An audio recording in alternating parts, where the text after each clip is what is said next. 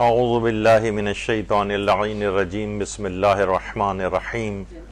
الحمد للہ وکفا وسلام علی عبادہ الذین اصطفیٰ. درود بھیجیے محمد و آل محمد.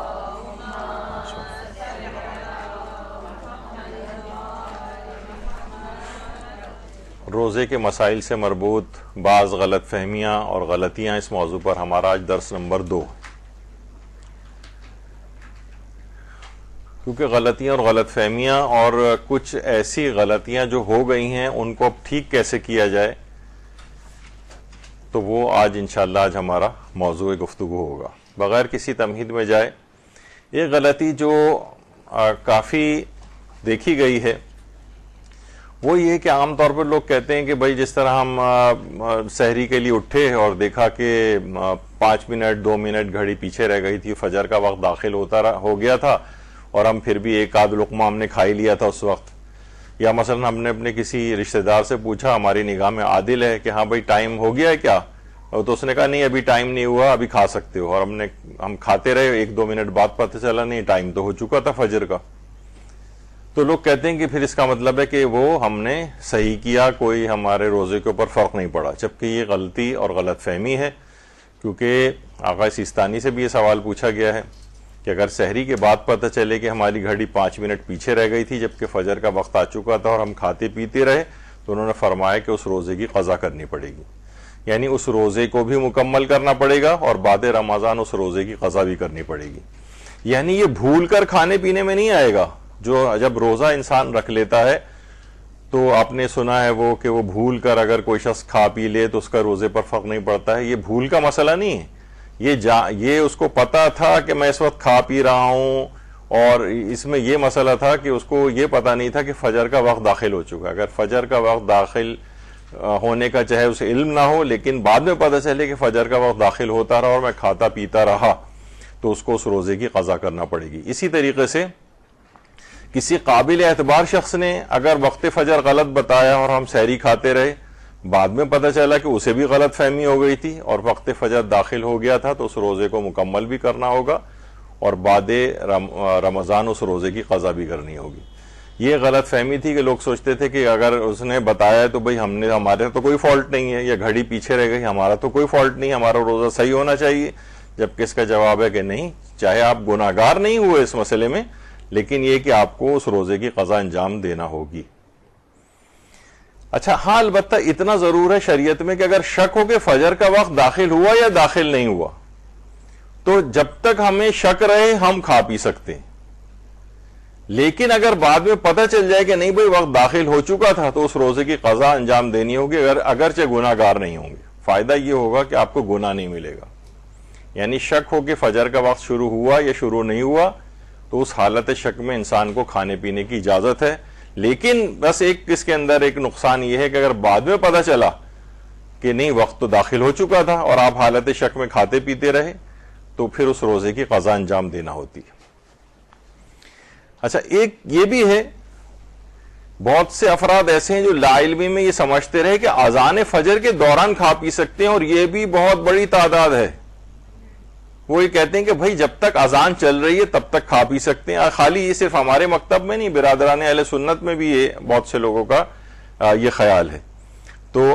کہ صرف اذان کے بعد نہیں کھا سکتے، اذان کے دوران کھا سکتے ہیں،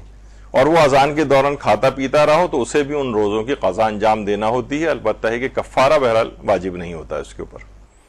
تو یہ بھی غلط فہمی تھی. ایک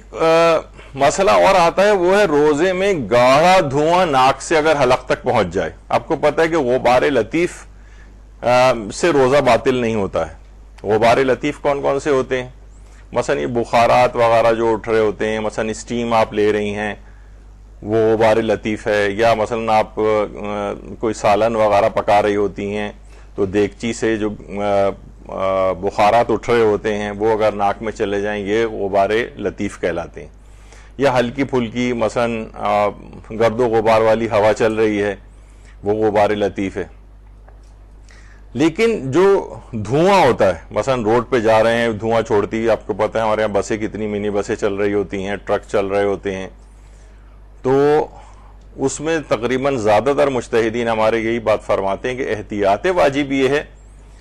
کہ اگر آپ نے اپنے آپ کو اس سے روکنے، آپ کو پتا تھا اور آپ نے اپنے آپ کو روکنے کی کوشش نہیں کی اور وہ دھواں آپ کے حلق سے نیچے اتر گیا، یعنی آپ نے کیئر لیسلی کھڑے رہے، سانس لیتے رہے، ویسے ہی دھواں ہماری جو ہے وہ ناک کے اندر جو ہے وہ جا رہا ہے، ہم نے پرواہ نہیں کی اور اس سے حلق کی طرف جا رہا ہے ہمارا، تو فرماتے ہیں احتیاط واجب کی بنا پر آپ کا روزہ باطل ہو جائے گا. یعنی زیادہ تر مراجع نے اس میں احتیاط واجب لگا کر مبطل روزہ اس کو قرار دیا ہے، لیکن جو اور ہیں غبار لطیف اس میں باطل نہیں ہوتا ہے. اچھا، اب اس میں ایک لوگ ظاہر ہے بہت ایفرٹ کرتے ہیں، ناک پہ رومال رکھ رہے ہیں اور ادھر ادھر جا رہے ہیں، سانس روک رہے ہیں اپنا، یا مثلا کسی جگہ جا رہے ہیں اور وہ برابر والا شخص جو ہے مثلا جو سفر میں ایسا ہو سکتا ہے کہ بھئی سفر میں سب لوگ ہیں، اب تو خیر ایئرپورٹ پہ جو ہے سگریٹ پینے والوں کا ذرا ایک الگ طرف ایک ہے ہو جاتا ہے، وہ وہاں جا کر وہ پیتے رہتے ہیں مثلا. لیکن یہ اگر کوئی بالفرض گھر میں کوئی ایسا فرد ہے وہ سگریٹ پینے شروع ہو جائے اور وہ دھواں آپ کے حلق میں جا رہا ہو تو لوگ بڑا پریشان ہوتے ہیں اس سے کہ اب کیا کریں. تو بہرحال اس کا ایک حل بھی ہے. تو پہلی بات تو یہ ہے کہ اگر گاڑھا دھواں حلق تک پہنچ جائے جبکہ متوجہ ہونے کے باوجود اور احتیاط کر سکنے کے باوجود آپ نے اس سے احتیاط نہیں کی تو احتیاط واجب ہے کہ آپ کا روزہ باطل ہو جائے گا. اصل مسئلہ تو یہ ہے. اب مسئلہ یہ ہے کہ اس میں ایک لحاظ سے احتیاط واجب میں رجوع کی گنجائش ہے آیت اللہ شبیری زنجانی کی طرف سے. آیت اللہ شبیری زنجانی فرماتے ہیں کہ گاڑھا دھواں بھی اگر ہے، یعنی غبار غلیظ جس کو کہا جاتا ہے، تو اس سے بھی روزہ باطل نہیں ہوتا ہے. تو اگر بالفرض اگر ایسا ہو جائے کہ آپ کی ناک میں دھواں چلا جائے، آپ نے بچنے کی کوشش کر سکتی تھی پھر بھی بچنے کی کوشش نہیں کی، تب بھی اگر ان کی طرف فل عالم ان کو قرار دیتے ہوئے ان کی طرف رجوع کیا جائے تو اس سے آپ کا روزہ باطل نہیں ہوگا. البتہ وہ فرماتے ہیں اتنا زیادہ گاڑھا دھواں نہ ہو کہ اسے دھواں کھانا کہا جائے. بہت سے بہت ہی زیادہ گاڑھے ہوتے ہیں جو کہ ہو سکتا ہے کھانے کی طرح سے جو ہے اس کو انسان جو ہے وہ منہ سے اپنے اندر اور حلق سے جو انہیل کر لے. تو بہرحال وہ فرماتے خیر اتنی تو یہ تو بہت ایکسٹریم ذرا مثال ہو گئی. عام طور پر جو بسوں وسوں کے جو دھوئیں اور اس طرح سے ہوتے ہیں تو ان کے نزدیک غبار غلیظ سے جو ہے وہ روزہ باطل نہیں ہوتا ہے. اچھا، اس سے اب ایک مسئلہ اور آتا ہے، سگریٹ سے روزہ باطل ہونے کا فقہی حکم کیا ہے؟ سارے مراجع فرماتے ہیں احتیاط واجب کی بنا پر سگریٹ پینے سے یا جو بھی دخانیات ہیں، یعنی دھوئیں والی جتنے بھی اور چیزیں ہیں، خالی اس میں پائپ بھی آ جائے گا اور سگار بھی آ جائے گا اور بیڑی بھی آ جائے گی اور حقہ بھی آ جائے گا اور اس طرح کی ساری چیزیں، تو اس سے بھی احتیاط واجب کی بنا پر روزہ باطل ہو جاتا ہے. اچھا، اب یہاں پر لوگ کیا کرتے ہیں، نہیں پہلے میں ایک مسئلہ اس کے بعد اور بتا دوں پھر اس کے طرف آؤں گا. آغا سیستانی بھی فرماتے ہیں کہ احتیاط واجب کی بنا پر سگریٹ پینے سے روزہ باطل ہو جاتا ہے. یہاں تک کہ ایک اور ای سگریٹ کہلاتی ہے، الیکٹرانک سگریٹ. اچھا، جس زمانے بالکل نئی نئی آئی تھی اور اتنا زیادہ لوگوں کو پتہ بھی نہیں تھا، تو ایک دفعہ ایک سفر حج میں میرے ساتھی ایک بزرگ تھے، انہوں نے ای سگریٹ پینی شروع کر دی. جب اس کا کش لیتے ہیں اس کے آگے، سگریٹ کے آگے جو ایک انگارہ سا ایک ہوتا ہے نا، وہ بھی اس میں جلتا ہے، لیکن اس کے میں کوئی آگ واگ نہیں ہوتی. اور اس کے بعد انہوں نے کش لینے کے بعد بیڈ کے اوپر سگریٹ رکھ دی. اب میں ان کو دیکھ رہا ہوں، اتنا بزرگ آدمی، اتنا سمجھدار آدمی، یہ کیا کر رہے کہ آگ سے جلائے گا بیڈ کو. لیکن بہرحال کیونکہ اس زمانے بالکل نئی نئی آئی تھی، تو بہرحال اس میں کوئی دھواں یا اس طرح سے بظاہر کوئی چیز نہیں نکلتی ہوئی نظر آ رہی ہوتی. بہرحال آغا سیستانی کے جو استفتاء سیکشن کے جو ہیڈ ہیں ان سے پھر ہم نے استفتاء کیا تو انہوں نے کہا کہ آغا سیستانی کے نزدیک احتیاط واجب کی بنا پر حالت روزہ میں الیکٹرانک سگریٹ کا استعمال بھی جائز نہیں، یعنی اس میں بھی احتیاط واجب ہے. اچھا، اب ایک مسئلہ وہ پیش آتا ہے کہ ابھی آپ نے سنا کہ دھوئیں سے وہ کہتے ہیں غبار غلیظ سے بھی روزہ باطل نہیں ہوتا ہے. تو اگر سگریٹ پینے والے، ایک سوال ابھرتا ہے نا، سگریٹ پینے والے اگر احتیاط واجب کی بنا پر ہی ہے نا سگریٹ سے اجتناب، تو اگر شبیری زنجانی کی طرف رجوع کر لیں اس مسئلے میں تو کیا ان کو سگریٹ پینے کی اجازت مل جائے گی؟ تو اس کا جواب یہ کہ آیت اللہ شبیری زنجانی فرماتے ہیں کہ غبار غلیظ سے روزہ باطل نہیں ہوتا ہے،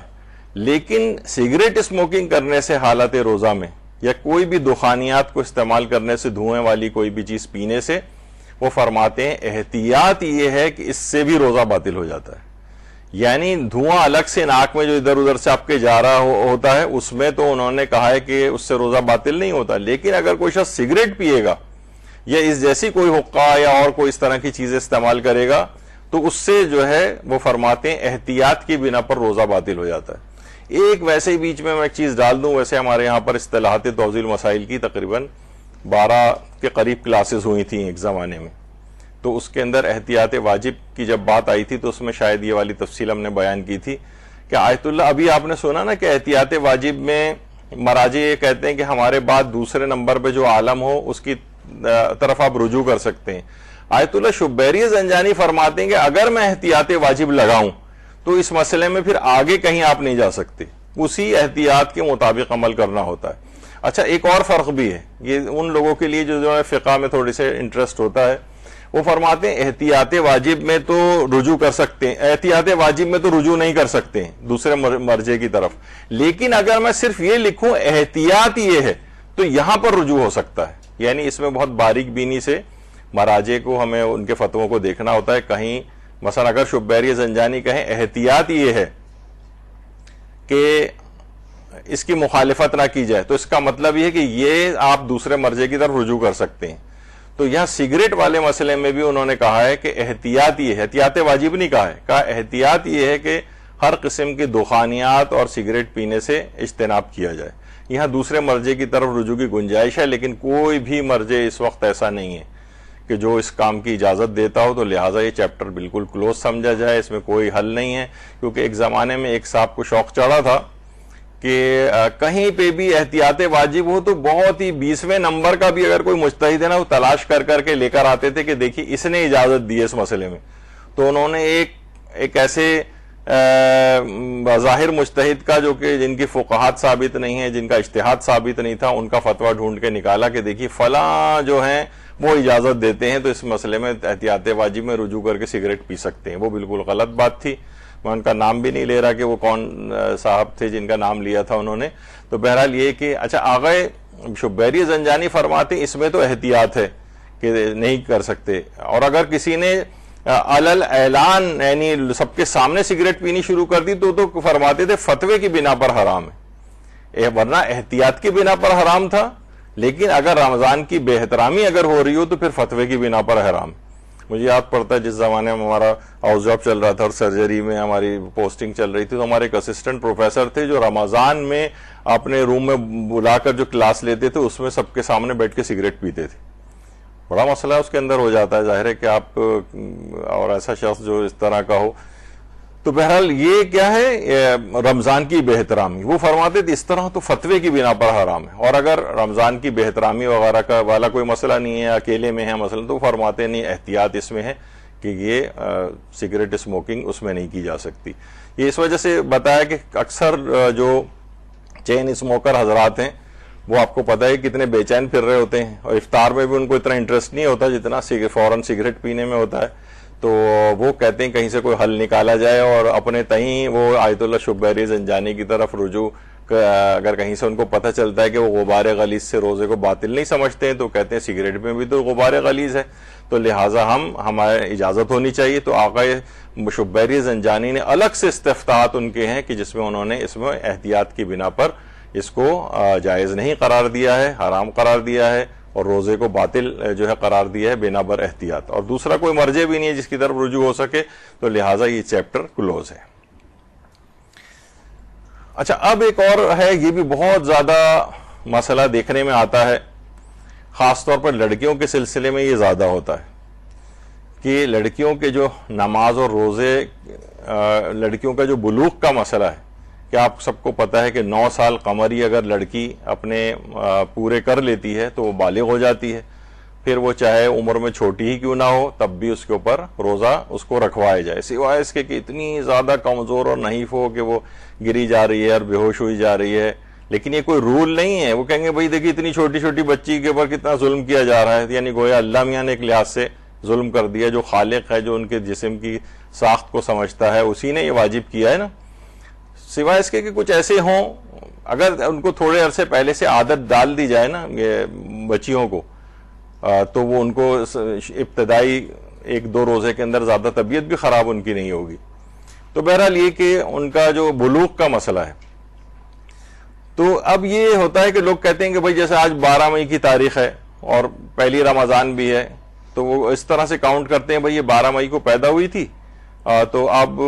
اس لحاظ سے تو ابھی 1-8 مہینہ اس کا باقی ہے مثلا رمضان میں, تو اس کو بھی روزہ ہم نہیں رکھوا رہے, اس پہ واجب تو نہیں ہوا. جبکہ ایسا نہیں ہے, کیونکہ اس میں قمری تاریخ کا لحاظ رکھا جاتا ہے. تو معلوم یہ چلے گا کہ لڑکیاں 8 سال 8 مہینے اور 10 دن کی ہو جائیں انگریزی لحاظ سے, شمسی اعتبار سے, تو وہ بالغہ ہو جاتی ہیں. یعنی اپنی انگریزی تاریخ کے اعتبار سے نہیں اس میں کاؤنٹ کیا جائے گا. معلوم یہ چلے گا تقریباً 97.5 دن پہلے یہ بالغ ہو چکی تھی. یعنی اس کے اوپر نمازیں بھی واجب تھیں, اس کے اوپر روزے بھی واجب ہو گئے تھے اگر رمضان آ گیا ہے تو. اور ورنہ نمازیں تو کم سے کم ہیں, لوگ ایک بیٹھ کے نا یہ ٹائم وہ دیکھ رہے ہوتے ہیں کیلنڈر, انگریزی لحاظ سے نہیں. یہ بہت بڑی غلط فہمی ہے لوگوں کی, اس میں قمری اس کا خیال کیا جائے گا.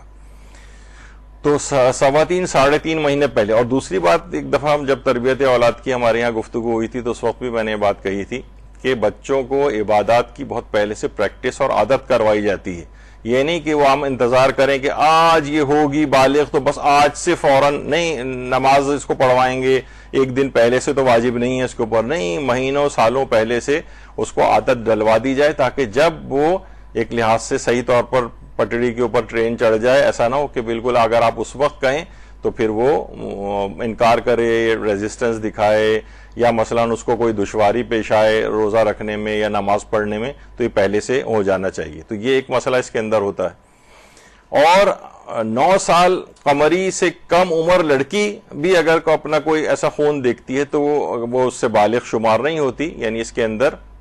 یہ ہے کہ 9 سال قمری مکمل ہو جائیں تو عمر کے لحاظ سے تو ویسی بالغ ہو جائے گی وہ, چاہے اس کو مینار کی جس کو کہا جاتا ہے وہ, یعنی ارلی جو آن سیٹ ہوتا ہے ماہانہ اس کی عادت کا,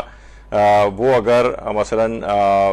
بعد میں بھی ہو تو اس سے فرق نہیں پڑتا کیونکہ عمر کے لحاظ سے بالغ ہو گئی. اور 9 سال سے پہلے اگر ایسا ہو گیا تو بھی وہ بالغہ شمار نہیں ہوگی. یعنی اصل اس کے اندر معیار لڑکیوں کے اعتبار سے علی الخصوص وہ ہے عمر کا قمری لحاظ سے 9 سال مکمل کر لینا. اچھا اتنا, اور بہرحال اس کے اندر جو ہے بتا دیا جائے کہ آیت اللہ اسحاق فیاض ان کے نزدیک یہ تھا, ابھی تک وہ موجودہ مراجع کے اندر جو کہ 9 سال قمری مکمل ہونے کے لحاظ سے عمر کے قائل تھے, لیکن کچھ ہی عرصے پہلے انہوں نے اپنا فتویٰ بدل کر لڑکیوں کے اعتبار سے بلوغ کی عمر 13 سال کر دی. تو بہت ساری خواتین کو ایک دم سے جو ہے وہ اس میں جوش چڑھا اور انہوں نے کہا کہ آیت اللہ سیستانی کی کہیں احتیاط واجب اس مسئلے میں ہے یا نہیں ہے, کیونکہ اگر احتیاط واجب ان کی ہوتی تو یہاں رجوع کر کے لڑکیوں کو 13 سال تک کی ریلیف مل جاتا ان کی طرف رجوع کر کے. لیکن معلوم یا ظاہر ہے کہ وہ لوگوں نے بہت ایک دم سے خواتین نے اس میں ان کے سوالات آئے اور سب کچھ, تو ان کو یہ بتا دیا جائے کہ بہرحال آیت اللہ سیستانی کا اس سلسلے میں فتویٰ ہے, کوئی احتیاط واجب نہیں ہے, تو لہٰذا ان کی طرف رجوع نہیں ہو سکتا. اور یہ ان کے دفتر کی طرف سے تحریری وہ بھی ہے, اور یہ الگ سے بھی ان سے پھر پوچھا گیا آیت اللہ اسحاق فیاض سے کہ ہم نے سنا ہے کہ مثلا آپ نے اپنا وہ فتویٰ جو ہے اس سلسلے میں تبدیل کیا ہے, 9 سال سے 13 سال کر دیا. تو انہوں نے کہا جی ہاں کر دیا, اور کچھ شرطیں اس کے اندر اور ہیں. بہرحال یہ ان کے لحاظ سے ایک مسئلہ ہے. لیکن اس وقت زیادہ تر جو اور مجتہدین ہیں وہ سب 9 سال قمری مکمل ہونے کے لحاظ سے کہتے ہیں. اچھا, لڑکوں کے اندر بھی یہ غلط فہمی ہے کہ ابھی یہ 15 سال کا تو نہیں ہوا, جبکہ لڑکوں کے اندر تو بہت زیادہ امکان ہے, بہت ہی زیادہ امکان ہے کہ وہ دیگر علامات بلوغ کی وجہ سے, جو اس کا ایک الگ ہم نے یہاں پر جب ممیز اس کے فقہی احکام بیان کیے تھے اس پہ درس ہوا تھا تو اس میں اس کی تفصیل آئی تھی, تو معلوم چلے گا کہ دیگر علامات بلوغ کے لحاظ سے وہ آج سے 3, 4, 5 سال پہلے بالغ ہو چکا ہے. یہ تو اگر وہ علامتیں نہ ہوں تو پھر عمر کے لحاظ سے 15 سال قمری مکمل ہو کر 16ویں سال کے پہلے دن لڑکے بالغ ہوتے ہیں. تو یہ بھی لوگ سوچتے ہیں کہ عمر کے لحاظ سے ابھی 15 کا تو نہیں ہوا, تو اس وجہ سے وہ ٹالتے رہتے ہیں اس کے روزے. معلوم یہ چلے گا کہ جناب وہ تو کئی سال پہلے جو ہے بالغ ہو چکا تھا دیگر علامات بلوغ کی وجہ سے. تو یہ غلط فہمی لڑکوں کے سلسلے میں بھی ہوتی ہے اور لڑکیوں کے سلسلے میں بھی ہوتی ہے. ایک اور جو غلط فہمی ہوتی ہے وہ بہت ہی زیادہ اس میں دیکھا گیا ہے کہ لوگ اگر جن کو یہ ہے کہ بھائی کل ہمیں مثلا سفر کرنا ہے, کل ہمیں جانا ہے, کل کی ہماری فلائٹ ہے ظہر سے پہلے کسی وقت, مثلا یہ صبح کی 7 بجے کی, 8 بجے کی, جو خاص طور پر ارلی جن کی فلائٹس ہوتی ہیں، وہ کہتے ہیں کہ اگلے دن تو ہمیں ویسے ہی ہمارا روزہ ختم ہو جائے گا، قصر ہو جائے گا، تو وہ کیا کرتے ہیں کہ وہ اگلے دن روزہ رکھتے ہی نہیں، کوئی نیت ہی نہیں کرتے روزے کی. یہ بہت بڑی غلط فہمی ہے، ایسا نہیں کیا جا سکتا. یعنی ان کو لازمی روزہ رکھنا پڑے گا. یعنی سوال آغا سیستانی سے بھی پوچھا گیا اور کہ جس کا اگلے دن ظہر سے پہلے سفر کا ارادہ ہو، کیا وہ یہ کر سکتا ہے کہ وہ اس دن وہ روزے کی نیت ہی نہ کرے اور ناشتہ وغیرہ کر لے؟ بہرحال ان کا مسئلہ یہی ہے، یعنی کہ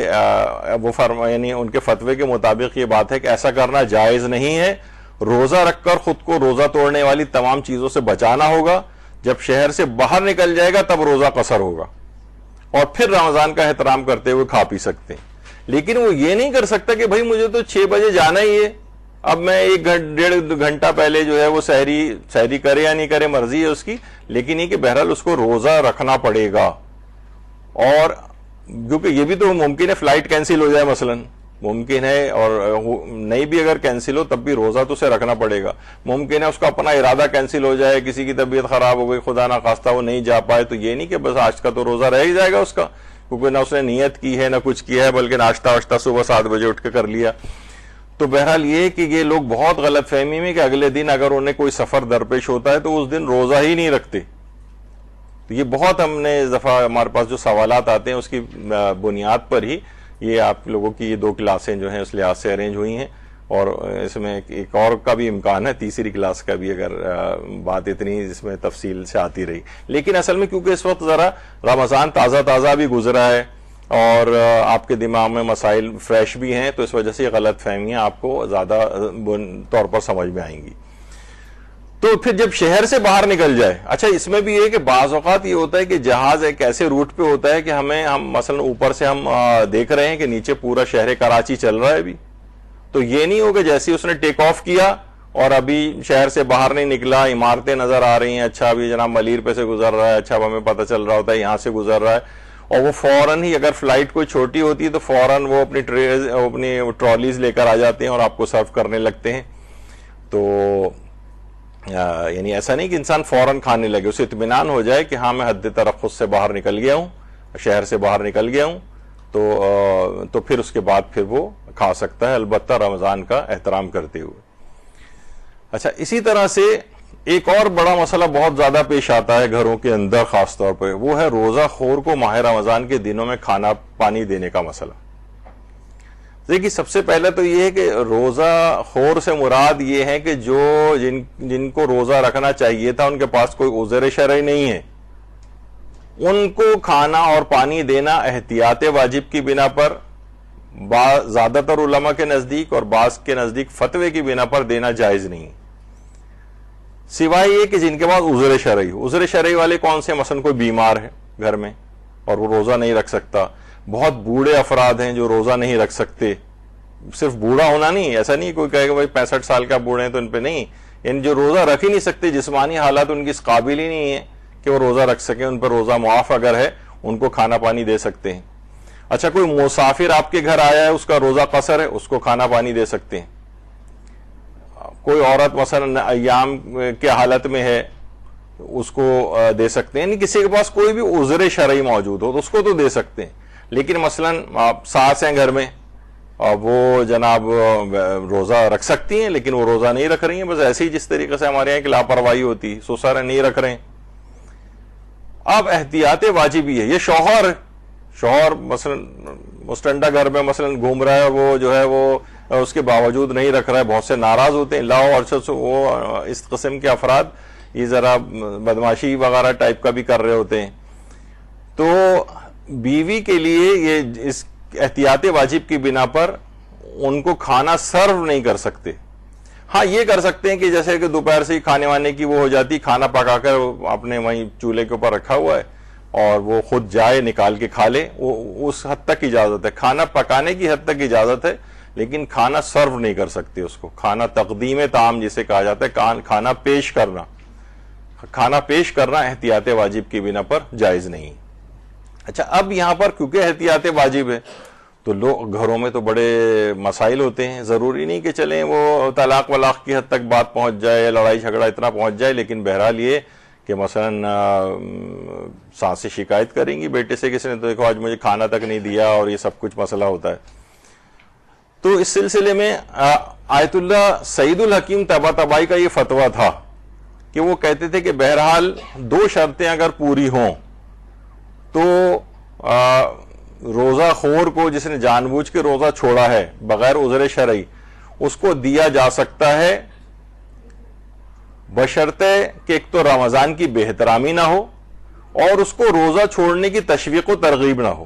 تو اس کو بڑے مزے سے پوری ٹیبل جو ہے سجی ہوئی کھانے کی آپ پیش کر رہے ہیں, ٹرے میں کھانا لے جا کے دے رہے ہیں, تو کس کا دل چاہے گا کہ بھائی وہ جو روزہ خور پہلے سے وہ اگلے دن بھی شوق ہوگا کہ کوئی کھانا تو مجھے مل ہی جاتا ہے, تو روزہ رکھنے کی مجھے کیا ضرورت ہے. تو بالفرض اگر اس قسم کا کوئی معاملہ ہو تو اب آیت اللہ سعید الحکیم طباطبائی فرماتے تھے کہ یہ 2 شرطیں اگر پوری ہو رہی ہیں, رمضان کی بے احترامی نہیں ہو رہی اور اگر اس کو تشویق و ترغیب نہیں ہو رہی روزہ خوری کی, تو پھر اس کو دے سکتے ہیں. لیکن مسئلہ یہ کہ آیت اللہ سعید الحکیم طباطبائی کا اب انتقال ہو چکا ہے, اور موجودہ مراجع میں سے آیت اللہ اسحاق فیاض ہیں, یا شبیری زنجانی ہیں, یا وحید خراسانی تو خیر اجازت نہیں دیتے ہیں, لیکن ان 2 مراجع کے میں نے تمام تر کوشش کے باوجود ابھی تک میں آخری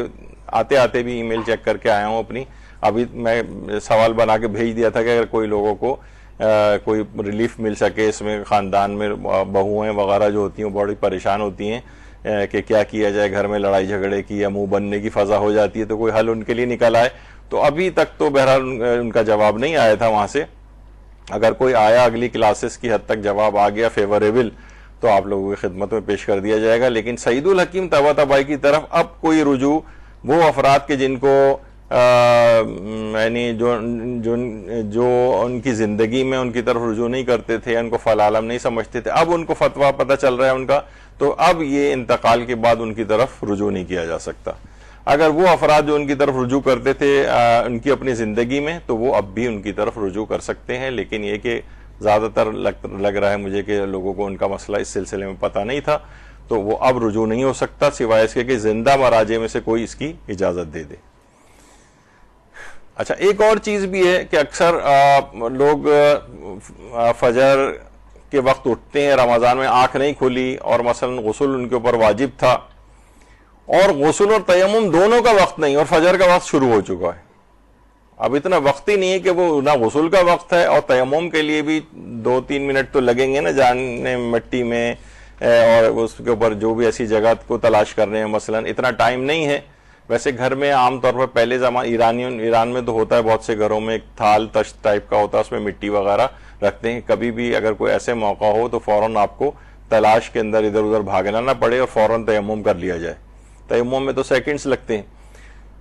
تو لوگ سوچتے ہیں کہ بھائی اب تو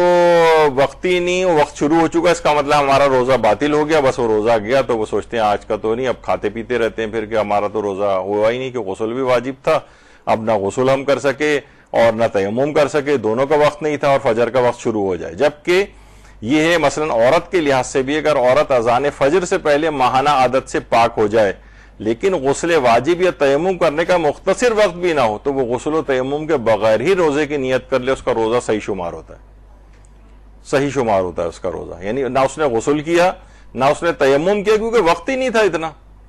تو وہ یہ نہیں کر سکتی کہ جیسے غلط فہمی یہ ہے کہ پھر تو وہ روزہ ہوا ہی نہیں اس کا. بھائی ایسا کون سا روزہ ہے کہ نجاست کی حالت میں روزہ رکھا جا رہا ہے؟ تو نہیں, ایسا نہیں ہے. جب وقت نہ ہو, وقت کی کمی والا مسئلہ ہو اور غسل و تیمم دونوں نہ ہو سکیں, تو اسی حالت میں روزہ رکھنا صحیح ہے اس کا, تو چھوڑ نہیں سکتی ہے. یہ غلط فہمی تھی. اچھا, ایک غلط فہمی ایک اور بھی ہے کہ مثلا جوائنٹ فیملی سسٹم ہے, شادی شدہ لائف ہے مثلا, اور اس میں غسل کا مسئلہ ہے فجر کے وقت, یا اس طرح سے کہ انسان شرمندگی کی وجہ سے, تو تمام مراجع نے کہا کہ اول تو اس میں شرمندگی کی کوئی وجہ نہیں. اب تو خیر گھروں میں وہ ہو گئے ہیں اور اٹیچ باتھ اور اس طرح کے سلسلے, یا بڑے گھر ہو گئے, لیکن ہر جگہ تو ایسا نہیں ہوا, چھوٹے گھر بھی ہوتے ہیں. تو بہرحال اگر کوئی شرمندگی کی وجہ سے وقت فجر غسل نہ کر سکے, یعنی اس کو ڈر ہے کہ نہیں بھائی میں کر ہی نہیں سکتا, تو وہ یہ نہیں کر سکتا کہ بھائی اب کر نہیں سکتا تو بس آج کا روزہ میرا گیا. اب اس کے لیے ایک حل یہ ہے کہ اگر کسی پر غسل واجب وہ جان بوجھ کر شرم کی وجہ سے نماز فجر سے پہلے غسل نہ کر سکے یہاں تک کہ وقت تنگ ہو جائے تو وہ تیمم کر کے روزہ رکھ سکتا ہے آخر وقت میں، اگرچہ وہ گناہگار ہوگا لیکن روزہ صحیح رہے گا۔ گناہگار ہوگا کہ تم نے جان بوجھ کے یہ ترک کیوں کیا غسل، یعنی ان بالکل یہ نہیں کر سکتا کہ آدھا گھنٹہ اسے پتا ہے میں غسل تو کر ہی نہیں سکوں گا ابھی سے تیمم کر لیا، نہیں، یہ بالکل آخری وقت کا انتظار کرے گا، آخری ایک آدھ منٹ کے اندر اب تو غسل ہو ہی نہیں سکتا کرنا بھی چاہے، ٹائم ہی نہیں ہے، اب تو ویسے ہی اس کی شرعی ذمہ داری تیمم بن گئی ہے، تو کم سے کم یہ تیمم کر کے روزہ اپنا بچا سکتا ہے۔ اتنی تاخیر کرنے پر یہ گناہگار ہوگا، اس کی توبہ کرے لیکن روزہ بچ جائے گا۔ اچھا، یہ کام جان بوجھ کے بھی ہو سکتا ہے، یعنی گناہ خدا نہ خواستہ جان بوجھ سے مراد یہ روزہ اگر بچانا ہے تو چاہے شرم والی وجہ نہ ہو، کوئی اور بھی وجہ ہو، بہرحال یہ کہ روزہ اس کا بچ سکتا ہے، لیکن گناہ سے ابتدا ہو رہی ہے روزے کی، یہ ترغیب اس میں سلسلے میں نہ جائے، لیکن یہ نہ ہو کہ کم سے کم انسان کبھی نہ کر سکے غسل تو وہ سوچے کہ بس آج کا روزہ تو میرا گیا، نہیں، ابھی بھی تم بالکل آخر وقت میں، پہلے سے نہیں، بالکل آخری ایک آدھ منٹ کے اندر تیمم کر کے روزہ رکھ لو، تمہارا روزہ بچ جائے گا، گناہگار ہوں گے لیکن روزہ صحیح ہو جائے گا۔ اچھا، اب لیکن اس میں ایک مسئلہ ہوتا ہے، لوگ سوچتے ہیں تیمم کر کے ہم نے روزہ تو رکھ لیا،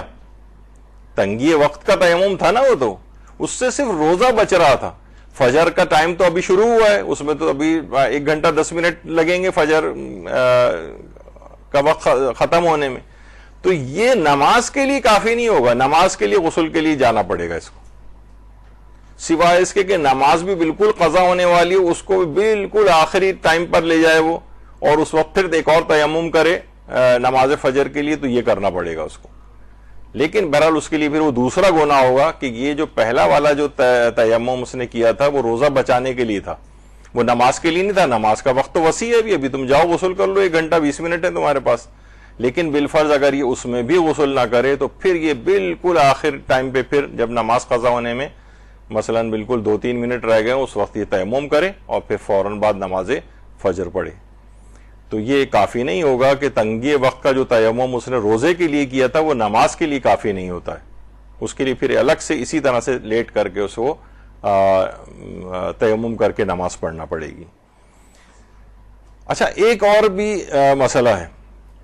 مثلا عورت اپنے ماہانہ عادت سے پاک ہو گئی اور اس کے باوجود وہ اس نے جان بوجھ کر غسل نہیں کیا، تو وہ تو معلوم ہے کہ یعنی اس نے غسل نہیں کیا جان بوجھ کر، تو اس کو اس روزے کی تو قضا کرنا ہی ہے۔ اصل مسئلہ اس میں جو سوال ہے وہ یہ کہ کیا اس کو جان بوجھ کر ایک لحاظ سے یہ اپنے حیض کی نجاست پر باقی رہی ہے، جبکہ ویسے پاک ہو گئی تھی، اسے غسل کر لینا چاہیے تھا، لیکن اس نے غسل نہیں کیا اور روزے کا وقت جو ہے سٹارٹ ہو گیا، تو اس روزے کی قضا تو خیر انجام دینا ہے، اس میں تو کوئی مسئلہ ہی نہیں ہے۔ اصل مسئلہ یہ ہے کہ کیا اس کے اوپر کفارہ واجب ہوگا یا واجب نہیں ہوگا، تو اس میں ہم نے ایک دفعہ ایک پوسٹ بھی لگائی تھی، اور وہ آیت اللہ سیستانی کے اپنی ویب سائٹ کے اوپر جو سوال ہے اس کے اندر بھی یہ بات ہے کہ اگر عورت رمضان میں فجر سے پہلے ماہانہ عادت سے پاک ہو جائے جان بوجھ کر پھر بھی غسل نہ کرے تو اس روزے کی قضا اور کفارہ دونوں واجب ہوتے ہیں اس کے اوپر۔ یہ ابھی بھی ویب سائٹ کے اوپر سوال و جواب کے سیکشن میں یہ والا سوال اسی طریقے سے موجود ہے، جس میں کہا گیا ہے کہ اس کو قضا بھی کرنی پڑے گی اور کفارہ بھی اس کو دینا پڑے گا۔ اچھا، اب مسئلہ ایک اور بھی ہے، ویب سائٹ پر سوال و جواب کے سیکشن میں تو یہ چیز لکھی ہوئی ہے، اور بہت سے علماء سے بھی جب دریافت کیا گیا تو سب نے کہا کہ تقریباً سب نے کہا کہ قضا بھی ہے اور کفارہ بھی ہے، اکثر بڑے بڑے علماء کا بھی ہے، ظاہر ویب سائٹ پہ بھی یہی دیا ہوا ہے، لیکن توضیح المسائل جامع جو آیت اللہ سیستانی کی سب سے لیٹسٹ اس وقت، ایک تو عام توضیح المسائل ہے، اب سمجھیں اس سے 4 گنا بڑی ایک توضیح المسائل، اور اس کا ایک آدھ والیوم کا ایک لحاظ سے صرف ترجمہ ہے، وہ بھی انٹرنیٹ وغیرہ کے اوپر ہے، اور باقی کے والیوم کا ترجمہ ہی نہیں ہوا ہے ابھی تک۔ اس کے اندر بہرحال یہ ہے کہ اس کے اندر یہ چیز آئی ہے کہ اگر کوئی شخص حالت اختیار میں بھی حیض و نفاس کی حالت کے اوپر باقی رہے رمضان میں تو اس کو پر جو ہے وہ کفارہ واجب نہیں ہوتا ہے، البتہ احتیاط مستحبی کے قضا کے علاوہ کفارہ بھی انجام دے۔ تو عورتوں کے لحاظ سے اب مسئلہ یہ ہوا کہ جو ویب سائٹ ہے اس کے اوپر ہے کہ قضا اور کفارہ دونوں واجب ہوں گے، یہ غسل کر سکتی تھی، جان بوجھ کر جس نے غسل نہیں کیا تو کفارہ بھی آئے گا. لیکن جو توضیح المسائل جامع ہے یہ زیادہ لیٹسٹ ورژن ہے، اور یہ آیت اللہ، کیونکہ استفتاءات کے جواب تو استفتاء کمیٹی وغیرہ دیتی ہے، ان سے کبھی کبھار اشتباہ بھی ہو جاتا ہے. لیکن یہ توضیح المسائل جامع کا ہی پیج ہے، اس کے اندر انہوں نے کہا ہے کہ اگر وہ اپنی اس کا حالت پہ برقرار بھی رہے حیض و نفاس کی اور غسل نہ کرے، جان بوجھ کر بھی اگر اس نے ایسا کیا تو بہرحال قضا تو اس کو کرنی ہے، لیکن احتیاط مستحب یہ ہے کہ کفارہ بھی دے، لیکن واجب نہیں ہے اس کے اوپر کفارہ. تو اس لحاظ سے اگر ہم دونوں کو وہ کریں کمپیریزن، تو اس میں توضیح المسائل جامع کیونکہ لیٹسٹ ورژن ہے اور آیت اللہ سیستانی کی خود کی لکھی ہوئی کتاب ہے یہ، تو اس کو اہمیت حاصل رہے گی. تو اس لحاظ سے صرف قضا واجب ہوگی، کفارہ اس مسئلے کے تحت واجب نہیں ہے. اچھا، اب ایک اور مسئلہ رمضان کے اندر یہ بھی آپ کو پیش آیا ہوگا، ویسے تو عید سے متعلق ہوتا ہے. فطرے کو شہر سے باہر بھجوانے کا فقہی حکم کیا ہے؟ فطرے کو شہر سے باہر بھجوانا، تو اس میں بھی یہ ہے کہ سب تقریباً مراجع نے کہا ہے کہ اگر اپنے ہی شہر کے اندر غربا وغیرہ موجود ہیں جہاں انسان عام طور پہ رہتا ہے، وہیں پر ہی فطرے کو خرچ ہونا چاہیے. لیکن بہت سے لوگ ہیں باہر، وہ کہتے ہیں یا تو ایک آسانی سے ملتا نہیں ہے. اچھا، ایک تو یہ ہوتا ہے کہ ایزی اپروچ، پہلے تو یہ کہ کم سے کم آپ تحقیق کریں اطراف میں، لیکن یہ کون کرے کیا کرے، تو وہ سوچتے ہیں چلو بس وہاں ہم آن لائن ٹرانسفر کر دیتے ہیں دوسرے شہر میں، وہاں چلا جائے گا فطرہ. تو فطرہ شہر سے باہر بھجوانے پر اکثر علماء نے، اس میں آقا سیستانی نے تو احتیاط واجب لگائی ہے، اور فرماتے ہیں کہ احتیاط واجب کی بنا پر یا تو حاکم شرع کی اجازت ہو، آپ مجتہد کے وکیل سے اجازت لے لیں کہ کیا میں اس فطرے کو باہر دوسرے شہر بھجوا دوں، یا ایک اور دوسرا طریقہ بھی ہے، ہم اس طرف نہیں جا رہے، لیکن بہرحال فطرہ باہر بھجوانے میں احتیاط واجب والا مسئلہ ہے. تو اس مسئلے میں بھی آیت اللہ شبیری زنجانی فطرے کو شہر سے باہر بھجوانے کی اجازت دیتے ہیں. تو وہ افراد جنہوں نے اس طریقے سے ایسا کر لیا ہو بغیر کسی مجتہد کی اجازت کے، تو وہ ان کی طرف اب بھی رجوع کر کے. اچھا، اس میں تھوڑے سے اور مسئلے بھی ہیں. فطرہ آپ نے بغیر مجتہد کی اجازت کے بھجوایا اور رستے میں کہیں وہ ضائع ہو گیا، تو آپ جو ہے نا ضامن رہتے ہیں اس کے، اور آپ کو نکالنا پڑے گا. تو بہرحال وہ ان کا ایک الگ مسئلہ ہے، لیکن بہرحال وہ فرماتے ہیں کہ فطرہ شہر سے باہر اس لحاظ سے بھجوایا جا سکتا ہے. تو یہ اگر کسی نے غلطی کر لی ہو تو وہ اپنی غلطی کو ٹھیک کر سکتا ہے. تو اگر مستحقین اپنے شہر میں موجود ہوں تو احتیاط واجب یہ کہ فطرہ باہر نہیں بھیج سکتے، سوائے اس کے کہ ان کی طرف آپ رجوع کر لیں. ہاں، البتہ اگر اپنے شہر میں غریب مومن نہ ملے، آپ نے اس سے پہلے سنا تھا نا کہ یعنی شیعہ اثنا عشری کو فطرہ دیا جائے، لیکن اگر کوئی شہر ایسا ہے کہ جہاں پر بہت سے ایسے مغربی ممالک میں جہاں کوئی مومن فقیر ہم کو نظر نہیں آ رہا، لیکن دیگر مسلمان فقراء ہیں جو کہ غیر مومن ہیں، غیر شیعہ ہیں، تو اس صورت میں آقا سیستانی فرماتے ہیں کہ ان کو فطرہ دیا جا سکتا ہے. یعنی مسلمان غیر شیعہ فقراء کو، جب مسلمان فقراء وہاں پر موجود نہ ہو اس علاقے کے اندر. اچھا، بہت سے ایسے ہوتے ہیں کہ بھئی ان کو مستحق فطرہ کی شرائط سے لا علمی ہوتی ہے، بس وہ سوچتے ہیں بس کیا ہے، غریب کو جانا چاہیے نا، کسی بھی غریب کو پکڑ کے دے دیتے ہیں. ان کو نہیں کہ جناب کافر کو نہیں دے سکتے ہیں، مثلا غیر شیعہ کو نہیں دے سکتے ہیں، یا مثلا جو فطرہ کو ناجائز کاموں میں خرچ کرتا ہو اسے فطرہ نہیں دے سکتے، ہیروئن کو نہیں دے سکتے کہ ہیروئن خرید کے پیے گا، مثلا شرابی کو فطرہ نہیں دے سکتے ہیں، بے نمازی کو احتیاط واجب کی بنا پر فطرہ نہیں دے سکتے ہیں، کھلم کھلا گناہ کرنے والے کو فطرہ نہیں دے سکتے ہیں، اپنے واجب النفقہ افراد کو فطرہ نہیں دے سکتے ہیں. کتنی ساری شرطیں.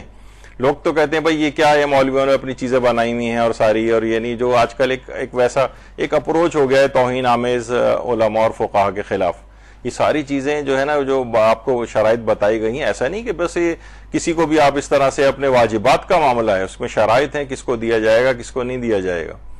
اور کسی کو یہ شرطیں پتہ ہی نہیں. خاص طور پر یہ جو آتا ہے کھلم کھلا گناہ کرنے والے، مثلا اس کے اندر بھی آتا ہے کہ احتیاط واجب کی بنا پر کھلم کھلا، مثلا اس کو پردے کا حکم پتہ ہے لیکن وہ پردہ نہیں کرتی، بے حجاب عورت آئی ہوئی ہمارے سامنے، یا کوئی عذر شرعی نہیں ہے، داڑھی مونڈنے والا کوئی شخص آیا ہوا ہے، تو کیا ان کو فطرہ دیا جا سکتا ہے؟ تو آقا سیستانی سمیت دیگر بہت سارے فقہاء فرماتے ہیں احتیاط واجب کی بنا پر جو کھلم کھلا گناہ کرنے والے افراد ہیں، کیونکہ آپ کو شرائط کا پتہ نہیں تھا اور آپ نے دے دیا اس طرح سے،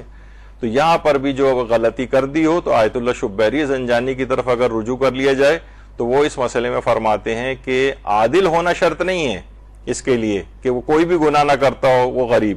بلکہ اس سے مراد یہ ہے کہ یعنی کھلم کھلا اگر کوئی گناہ، اس کو تشویق اور ترغیب اگر نہ ملے اس سے کہ مثلا آپ اس کو دے رہے ہیں چیز اور وہ اس کو اور ترغیب ہو رہی ہے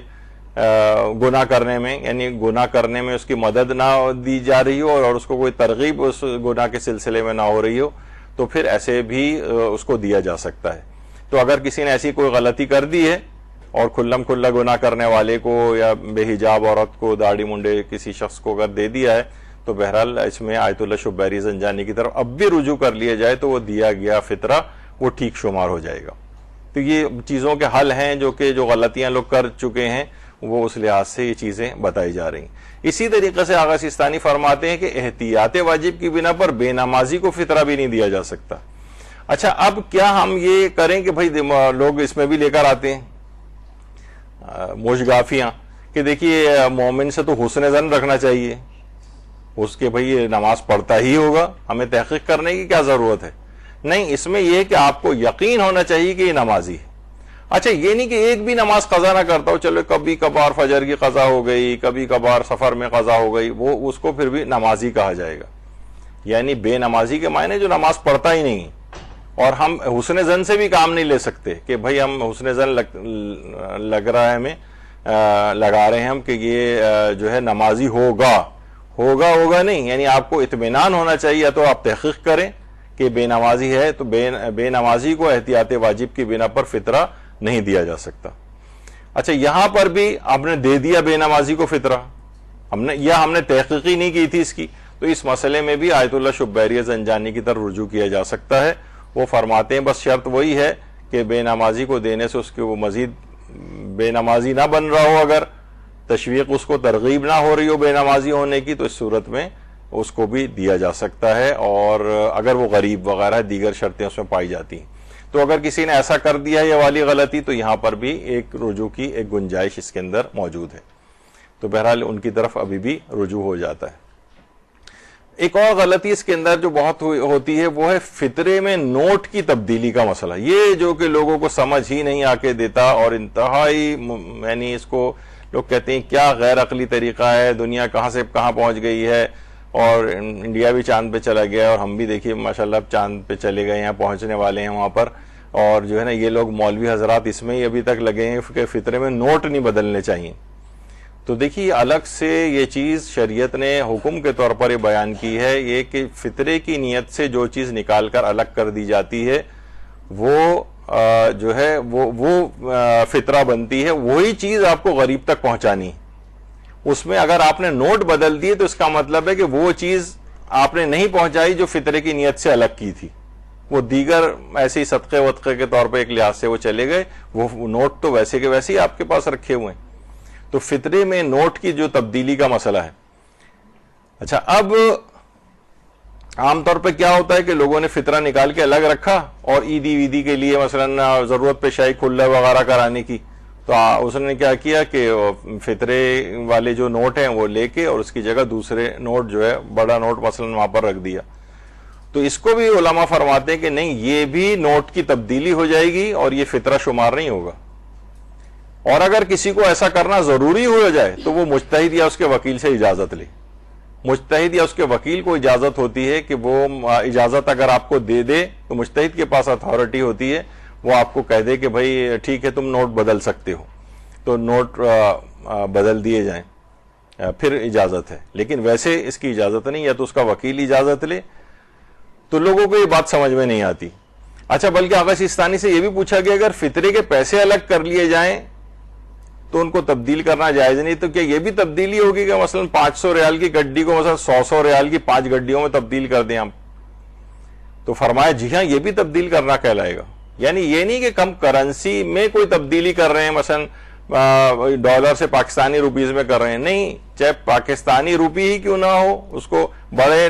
نوٹ کے بجائے چھوٹے نوٹ میں، چھوٹے نوٹ سے بڑے نوٹ میں کنورٹ کر رہے ہیں، تب بھی یہ نوٹوں کی تبدیلی جو ہے، جو چیز آپ نے نکال کر الگ کی ہے فطرے کی نیت سے، وہی چیز وہ نہیں پہنچانی۔ یہی وجہ ہے کہ جب آپ آن لائن کوئی بھی چیز یا کسی اکاؤنٹ کے تھرو جب بھجواتے ہیں تو یہ وہ والے پیسے تو نہیں ہیں جو آپ نے فطرے کے طور پر الگ کیے تھے، یہ تو نوٹ بدل گئے. اس وجہ سے کہا جاتا ہے کہ آپ بغیر فطرے کی نیت کے مثلا کسی دوسرے شہر میں اگر اپنے ملک میں بھجوانا ہے کوئی باہر سے فطرہ تو بغیر فطرے کی نیت کے بھجوائیں. جب اس کے پاس آ جائیں اس شخص کے پاس جس کو آپ نے بھیجے ہیں وہ بینک سے نکال کے اس کو اپنے قبضے میں لے اور اس کے بعد پھر آپ کو اطلاع کرے، پھر آپ یا آپ کی طرف سے وکیل ہو کر اب اس کو قرار دے دیں کہ ہاں اب یہ فطرہ ہو گیا جو تمہارے ہاتھ میں آیا، اب اسے غریب تک پہنچا دو. تو یہ وہی والے نوٹ پھر آپ نے پہنچائے. یہ ایک بڑا اس کے اندر جو ہے ایک مسئلہ آتا ہے. اچھا، بہت سے لوگ ایسے ہیں کہ جو پچھلے سالوں میں کر چکے ہیں غلطیاں اور کسی سے کوئی اجازت نہیں تھی اور بینک کے تھرو یا ادھر ادھر سے نوٹ تبدیل انہوں نے کیے تھے، تو وہ اب بھی اگر حاکم شرع سے اجازت لے لیں پچھلی والی غلطیوں کی، حاکم شرع یا اس کے وکیل سے، تو پچھلے فطرے بھی ٹھیک ہو جائیں گے. یعنی اب بھی اجازت لے لیں یعنی مجتہد یا اس کے نمائندے سے کہ یہ غلطی میں پچھلے سالوں میں کر چکا ہوں، وہ اب اجازت دے دے تو بھی یہ چیز ٹھیک شمار ہو جائے گی. تو بینک کے ذریعے جو فطرے کی ادائیگی ہوتی ہے اس کے اندر یہی والا مسئلہ ہوتا ہے کہ نوٹ کیونکہ اس میں تبدیل ہو رہے ہوتے ہیں، کیونکہ جب آپ نے بھیج دیے اس کو، ہو سکتا ہے کہ بلکہ وہ ایک اور آغا سیستانی کے لحاظ سے بھی ایک مسئلہ ہے کہ وہ تو صرف بینک میں کے اکاؤنٹ میں آ جانے کو بھی قبضہ شمار نہیں کرتے ہیں. ابھی آپ نے پچھلے دنوں کتنے لیکچرز اس کے اوپر سنے. جب تک کہ آپ نکال کے مثلا اسے قبضے میں نہیں لے لیتے تو اگر وہ اکاؤنٹ میں بھیج بھی دیے اس غریب کے آپ نے، تب بھی جو ہے دیکھا جائے تو اس کے ہاتھ میں تو ابھی نہیں آئے، وہ بینک میں ہی مثلا پڑے ہوئے ہیں. تو اس کا مطلب فطرہ ابھی تک نہیں نکلا آپ کا. تو بہرحال اس لحاظ سے تو بینک تو اس میں پھر اور کچھ ذیلی مسئلے بھی ہیں. تو بہرحال بینک کے ذریعے فطرے کی ادائیگی میں پھر یہی ہوتا ہے کہ بہتر کہ آپ بغیر نیت کے بھجوا دیں، پھر جب وہ نکال کے پیسے اپنے پاس رکھ لے تو اس وقت آپ فطرے کی نیت کریں تو پھر وہ پیسہ غریب تک منتقل کیا جا سکتا ہے. اچھا، اب یہ بہت بڑا اہم مسئلہ یہ ہے کہ فطرے میں نوٹوں کی تبدیلی کے مسئلے میں یہ خاص وقت کا مسئلہ ہے. یہ ہر وقت کا مسئلہ نہیں. ابھی آپ نے اس سے پہلے جب فطرے کے مسائل رمضان میں بھی آپ نے سنے ہوں گے کہ آغا سیستانی، آغا خوئی وغیرہ اس بات کے قائل ہیں کہ ماہ مبارک رمضان میں بھی فطرہ نکالا جا سکتا ہے. فطرہ نکال سکتے ہیں، رمضان میں بھی فطرہ نکال سکتے ہیں. البتہ آیت اللہ خامنہئی اور امام خمینی اجازت نہیں دیتے، وہ کہتے ہیں شب عید ہی واجب ہوتا ہے فطرہ. آغا سیستانی فرماتے ہیں جو فطرے میں نوٹ تبدیل نہیں ہو سکتے،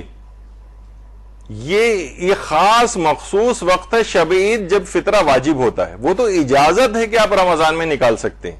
یعنی جو نوٹ تبدیل نہ کرنے کا مسئلہ ہے یہ شب عید نکالا جانے والا فطرہ ہے جو کہ واجب ہوتا ہے. جب واجب کا ٹائم آ جائے اس کا، جو شب عید واجب ہوتا ہے، تو اس وقت کے نوٹ تبدیل نہیں ہو سکتے. لیکن اگر آپ نے مثلا رمضان میں فطرہ نکال کے الگ کیا تھا اور ابھی پہنچانا ہے آپ کو،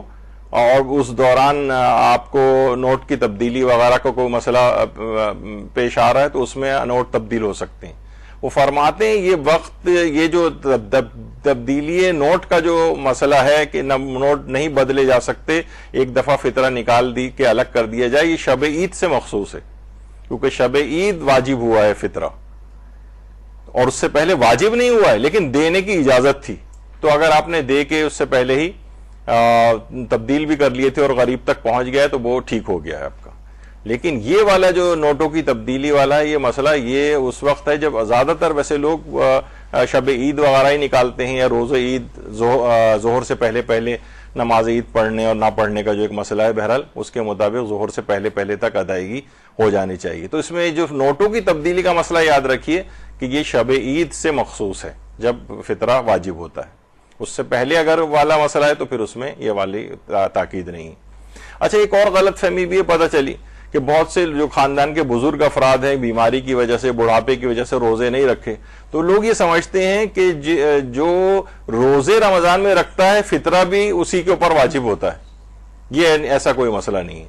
یعنی چاہے اس نے کسی مجبوری کی وجہ سے روزے نہیں رکھے لیکن اس کے ذمے بہت سے لوگوں کی کفالت ہے، باپ ہے مثلا، وہ بیماری کی وجہ سے روزہ نہیں رکھ سکا لیکن اس کے اوپر فطرہ واجب رہے گا. اس کا روزے سے کوئی تعلق نہیں ہے کہ وہ روزہ رکھے یا نہ رکھے. یہ ایک غلط فہمی تھی اس وجہ سے. ایک اور بڑی غلط فہمی اس پہ لوگوں نے، جب ہم نے پوسٹ بھی اس کی لگائی تو لوگ بڑے اس کے اوپر ناراض ہوئے. معلوم ہی چلا کہ ہم تو سوچ رہے تھے کہ شاید یہ اتنا عام سا مسئلہ ہے اور اتنا نہیں ہے لوگوں میں، لیکن جس اعتبار سے مخالفت سامنے ہے کہ امام زمانہ علیہ الصلوۃ والسلام کا فطرہ، اللہم صلی علی محمد وعلی کہ لوگوں کی ایک اچھی خاصی تعداد امام زمانہ علیہ السلام کا فطرہ بھی نکالتی. تو اس میں جو ہم نے پوسٹ لگائی تھی وہ یہ تھی کہ بہت سے لوگ اپنے تئیں امام زمانہ کا فطرہ بھی نکالتے ہیں، جو کہ اس لحاظ سے صحیح نہیں ہے کہ فطرہ اپنے زیر کفالت افراد کا نکالا جاتا ہے. کیا معاذ اللہ امام زمانہ ہماری زیر کفالت ہے؟ بلکہ ہم تو ان کے صدقے میں رزق پاتے ہیں. تو اس لحاظ سے اس نیت سے یہ عمل پسندیدہ شمار نہیں ہوتا ہے. تو یہ تو اس پہ لوگوں نے تو بڑا اس کے اوپر ہنگامہ کھڑا کر دیا. تو اس سے معلوم چلا کہ یہ بھی ایک غلط فہمی تھی. آیت اللہ تقی بہجت، یہ ان کے آفیشیل ویب سائٹ کا پیج ہے، اس میں ان سے یہی سوال پوچھا گیا ہے کہ آیا پرداختہ زکوٰۃ فطر از طرف حضرت ولی العصر عجل اللہ تعالی فرجہ الشریف مشروع است؟ کیا ان کی طرف سے زکوٰۃ فطرہ نکالنا حضرت حجت کی طرف سے، کیا یہ شرعی مسئلہ ہے، یہ مشروع ہے، شریعت میں ہے کیا یہ؟ تو جواب دیا خیر مشروع نیست، نہیں یہ مشروع نہیں ہے، اس کی کوئی شرعی ویلیو نہیں ہے. یعنی خود آیت اللہ بہجت سے بھی یہ سوال پوچھا گیا. اسی طریقے سے مثلا آیت اللہ ناصر مکارم شیرازی جو استفتاء جدید جو کتاب ہے اس کی جلد نمبر 2 ہے، اس کا مسئلہ نمبر 192 میں یہی سوال پوچھا گیا. تو انہوں نے جواب دیا کہ دادا نے فطرہ برایا ہاں حضرت مفہوم صحیح نہ دارد. یہ کوئی صحیح مفہوم نہیں ہے اس کا کہ ہم امام زمانہ علیہ السلام کا فطرہ جو ہے نکالیں. بہتر یہ کہ ان کی سلامتی اور تعجیل ظہور پرنور کے لیے اپنی حیثیت کے مطابق جتنا بھی آپ صدقہ دینا چاہیں وہ صدقہ دے سکتے ہیں. لیکن فطرہ دینے کا فرماتے ہیں کہ مفہوم صحیح نہ دارد، یہ صحیح مفہوم نہیں ہے اس کا. یعنی وہی والی بات ہے کہ اپنے زیر کفالت افراد کا، جو آپ پر ڈیپینڈنٹ ہیں، جو آپ کے زیر نگر ہیں، جو آپ کے زیر دست ہیں، ان افراد کا فطرہ نکالا جاتا ہے. آپ امام زمانہ کا فطرہ کیسے نکالیں گے؟ یعنی یہ بڑی ایک ویسی بات ہے. اچھا، یہ سوال ہم نے آقا حجت الاسلام والمسلمین سید مرتضی مہری جو کہ کویت میں ہوتے ہیں اور آیت اللہ سیستانی کے خاص وکیلوں میں ان کا شمار ہوتا ہے، ان سے بھی آغا سیستانی کا یہ نظریہ معلوم کیا. تو انہوں نے بھی یہ جواب دیا جب ہم نے لکھ کے پوچھا کہ امام زمانہ علیہ السلام کا فطرہ نکال سکتے ہیں، تو انہوں نے یہ جواب دیا کہ کیا امام زمانہ آپ کی زیر کفالت ہے؟ یہ بس یہ جواب دیا انہوں نے. تو بہرحال اس لحاظ سے مراجع نے کہا کہ اس کی کوئی شرعی ویلیو بھی نہیں ہے. یہ تو خیر آپ اگر دیکھیں تیمم کرنے کا جو عملی طریقہ ایک چند سیکنڈ میں کیسے تیمم کیا جائے،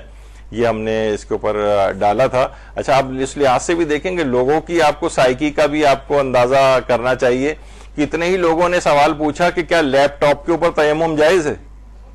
اچھا، وہ تو ایک ظاہر ہے دماغ میں یہ کہ بھئی مٹی کے اوپر ہی تیمم کیا جاتا ہے، لیکن مٹی رکھا نہیں ہے، سامنے لیپ ٹاپ ہے، انہوں نے بتایا ایسے کیا جائے گا. تو لوگوں نے سوچا کہ شاید لیپ ٹاپ کے اوپر بھی تیمم جائز ہے. تو بہرحال یہ اس طرح کی چیزیں ہوتی ہیں، غلط فہمیاں دیکھیں ایسی لوگوں کے دماغ میں اور اس لحاظ سے ہوتی ہیں. تو امام زمانہ علیہ السلام کے صدقے میں ہم لوگ رزق پاتے ہیں، تو اس لحاظ سے ان کے لیے صدقہ زیادہ سے زیادہ دیا جائے، لیکن ان کے لیے فطرہ نکالنا یہ کوئی شرعی اور صحیح مفہوم نہیں رکھتا ہے. یہ غلط فہمی ہے لوگوں کی. اچھا، اب ایک مسئلہ ایک اور آتا ہے فطرے پر خمس کا مسئلہ. دیکھیے، جو مال جو آپ ظاہر فطرہ ایک واجب عبادت ہے. جیسے حج پہ انسان جاتا ہے تو اس کا مال پاک ہونا چاہیے، اس کے اوپر اس مال کے اوپر پہلے سے خمس واجب الادا نہیں ہونا چاہیے. ظاہر اب تو اتنا کاسٹلی حج ہو گیا ہے کہ زیادہ تر افراد تو اس کو مہیا نہیں کر پاتے. پچھلے سالوں میں سے ہی وہ پیسہ ان کے پاس جمع ہو رہا ہوتا ہے. تو اگر اس پیسے کے اوپر خمس واجب ہے جو آپ نکال رہے ہیں اور اس سے آپ فطرہ نکال رہے ہیں تو یہ فطرہ صحیح شمار نہیں ہوگا، کیونکہ اس کے اوپر پہلے سے خمس واجب الادا تھا اس پیسے کے اوپر. تو وہ ابھی تک وہ حلال نہیں ہوا ہے اس کا استعمال کرنا، تو اس سے فطرہ بھی جو نکالا جائے وہ ٹھیک نہیں ہوگا. تو پہلے اگر جس مال سے فطرہ نکالا جا رہا ہے اس پر سال سے اوپر ہو چکا ہے یا آپ کی تاریخ خمس آ چکی تھی، اس کے اوپر پیسہ جو بھی سیونگ تھی اس کے اوپر واجب ہو گیا تھا خمس، تو پہلے خمس نکالیں گے، پھر حلال مال جو اس کے اندر بچے گا اس سے فطرہ نکالا جائے گا. لوگ بس سوچتے ہیں کہ بس جو بھی ہمارے پاس ہے بینک سے نکالا، اس پہ کئی سال سے مثلا رکھے ہوئے تھے پیسے یا اور پیسے کوئی ہیں کہ اس کے اوپر خمس واجب ہو چکا تھا اس مال کے اوپر، تو اس سے وہ اگر فطرہ نکالیں گے تو وہ فطرہ صحیح شمار نہیں ہوگا. تو خمس یعنی پاک شدہ مال سے، یا جس پر خمس واجب ہی نہ ہوا اس سے آپ فطرہ نکالیں، یا جو مال محمد سے نکالیں مثلا، یا واجب اگر اس پہ واجب ہی نہیں ہوا ہے، یعنی سال پورا نہیں ہوا، تاریخ ہی نہیں آئی ابھی، تو اس مال سے بھی فطرہ نکالا جا سکتا ہے. لیکن جس مال پر ایک دفعہ خمس واجب ہو جائے اس سے پہلے خمس نکالا جائے گا، پھر فطرہ نکالا جائے گا. اچھا، ایک اور مسئلہ یہ آتا ہے کہ فطرے کے ساتھ صدقے کو ملا دینا. بعض اوقات یہ ہوتا ہے کہ مثلا ہم نے نکالا جو ہے وہ 900 روپے مثلا ہمارا فطرہ نکلا. اب کون 900 دے؟ ہم نے کہا کہ بھئی ہم 1000 کا نوٹ دے دیتے ہیں، اور 100 روپے میں ہم جو اس میں 100 روپے ہیں، 900 فطرہ ہو گیا اور 100 روپے صدقے کے ہو گئے. تو زیادہ تر مراجع تو اس کی اجازت دیتے ہیں، لیکن آقا سیستانی فرماتے ہیں کہ یا تو مجتہد کی اجازت ہو یا تو غریب کو دے دیا جائے. اچھا، یہ ان لوگوں کے لیے فائدہ مند ہے کہ جو رمضان کے دوران ہی فطرہ نکال رہے ہیں، بیچ کی کسی تاریخوں میں مثلا فطرہ نکال دیا، اسی میں صدقے کی نیت بھی انہوں نے کر لی اور غریب تک دونوں چیزیں پہنچا دی. اب کیونکہ غریب تک دونوں چیزیں پہنچ گئیں تو ٹھیک ہو جائے گا اس طرح کی نیت کہ 900 روپے مثلا اس میں فطرے کے ہیں اور 100 روپے صدقے کے ہیں. لیکن اگر عید کی ظہر کے بعد والا مسئلہ ہوا، یہ یعنی عید کے دن ظہر کے بعد کوئی اگر فطرہ نکال رہا ہے اور وہ اس طرح سے کر رہا ہے کہ بھئی اس میں 900 فطرے کے ہیں اور 100 روپے مثلا صدقے کے ہیں، تو یہ دماغی طور پر الگ کرنے سے آغا سیستانی فرماتے ہیں فطرہ الگ نہیں ہوا، نہ یہ فطرہ شمار ہوگا نہ ہی صدقہ شمار ہوگا. اور اس سلسلے میں لگائی ہے انہوں نے احتیاط واجب. تو بہرحال احتیاط واجب میں آیت اللہ وحید خراسانی بھی اجازت دیتے ہیں، آیت اللہ اسحاق فیاض بھی اجازت دیتے ہیں، تو ان کی طرف رجوع کر کے اس فطرے کو ٹھیک کیا جا سکتا ہے. ہاں، اگر رمضان کے دوران ہی مستحق کے ہاتھ تک پہنچا دیں، یا حاکم شرع یعنی مجتہد یا اس کے وکیل سے اجازت لے لیں اس کی کہ بھائی میں اس طرح سے میں دے رہا ہوں. یعنی اصل میں کہ فطرے کی رقم کو الگ کرنا پڑے گا صدقے سے. مثلا آپ یہ جو 1000 کا نوٹ دے رہے ہیں تو کیسے آپ کہیں گے کہ وہ 900 کا روپے کہاں ہیں؟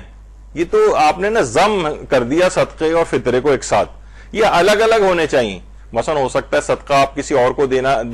تو آپ الگ کیسے کریں گے اس کو؟ لامحال آپ کو نوٹ بدلنا پڑے گا. تو بہرحال وہی کہتے ہیں نہیں، اس طرح سے نہیں. ویسے اور مراجع سارے آغا خوئی وغیرہ سب اجازت دیتے ہیں کہ ایسا چل جاتا ہے ایسا، تو لیکن آغا سیستانی فرماتے ہیں رمضان کی حد تک تو چل جائے گا، لیکن اگر ظہر کے بعد، عید کے دن ظہر کے بعد وغیرہ جیسے لوگ عام طور پہ بعد میں پہنچاتے ہیں، نکال کے الگ کر لیتے ہیں، تو کہتے ہیں فقط دماغی طور پر الگ کر دینا اشکال کی بنا پر صحیح نہیں ہے. اور ان دونوں کو یا تو بالکل نوٹ الگ الگ کر کے آپ فطرہ اور صدقہ قرار دیں ان کو، لیکن ایک ہی نوٹ کو بغیر الگ کیے ایک بڑا نوٹ آپ نے رکھ دیا اور اس میں دماغی نیت کر لی کہ اتنا فطرہ ہے اور اتنا صدقہ ہے، تو یہ احتیاط واجب کی بنا پر کافی نہیں. اس میں ایک حل بس یہی نکلتا ہے، اگر غلطیاں ایسی کر چکے ہوں تو اس وقت اب بھی آیت اللہ وحید خراسانی کی طرف رجوع کر لیں، آیت اللہ اسحاق فیاض کی طرف رجوع کر لیں، تو یہ چیز ٹھیک ہو جائے گی. تو فطرے کو صدقے کے ساتھ ملا دینے کا بھی ایک فقہی مسئلہ آتا ہے. اچھا، ایک چیز اور بھی ہوتی، عام طور پر شادی شدہ خواتین کے ساتھ یہ والا مسئلہ ہوتا ہے. مثلا شوہر نے ان کا فطرہ نکال دیا دوران رمضان ہی، لیکن یہ شب عید اپنے والد کے گھر آ کر رہنے لگی، تو کیا ان کا فطرہ پھر والد کو دوبارہ نکالنا پڑے گا؟ تو اس میں بہرحال پیچیدگی میں جائے بغیر عام طور پر یہی مسئلہ اس کے اندر بنتا ہے کہ اس کے اندر اصل میں معیار یہ ہے کہ شب عید جس کی بھی زیر کفالت شمار ہوں گی فطرہ اس کے اوپر واجب ہوگا. اگر یہ شوہر کی زیر کفالت شمار ہو رہی ہیں، وہ رہنے کے لیے ویسے ہی آ گئی ہیں، لیکن لیکن عام طور پر ہوتا نہیں ہے ایسا. مثلا اگر والدین کے گھر بیٹی اگر آتی ہے اور شب عید رات کو وہاں قیام بھی کرتی ہے، کھانا وانا بھی کھاتی ہے اور رات کو رکتی ہے، اور اس کے جو بھی اخراجات ہوتے ہیں وہ والد کے ذمے ہوتے ہیں، تو اس والد کے اوپر فطرہ اس کا آ جاتا ہے. تو اگرچہ شوہر نے وہ نکال دی، وہ اپنی جگہ الگ کام ہوا، لیکن معیار اس کے اندر ہی کہ شب عید یہ جس کی بھی عیالدار شمار ہو شب عید،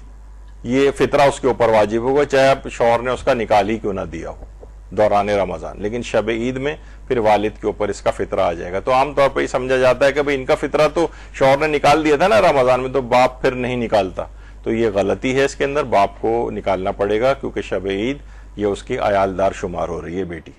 اور اس کے بچے وغیرہ۔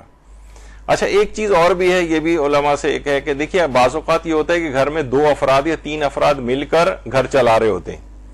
تو فطرہ بھی تینوں کے اندر ڈیوائیڈ ہو جائے گا۔ مثلا 10 افراد کا اگر فطرہ نکل رہا ہے، بچے سارے ملا کے، اور 3 افراد جوائنٹ فیملی سسٹم ہے، اور وہ 3 افراد مثلا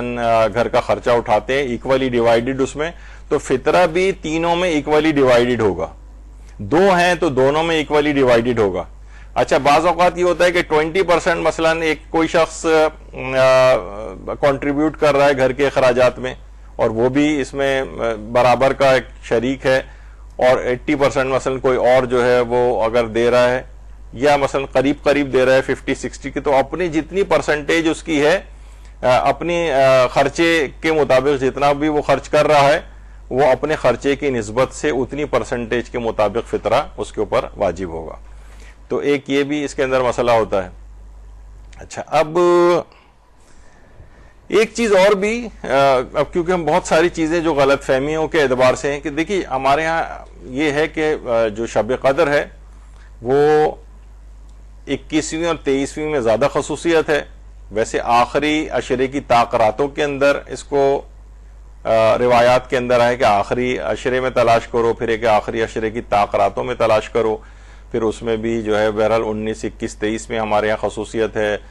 پھر 21ویں اور 23ویں کی اور زیادہ خصوصیت ہے، اور زیادہ رجحان، قوی ترین رجحان یہی ہے کہ شب 23 ہی شب قدر ہے۔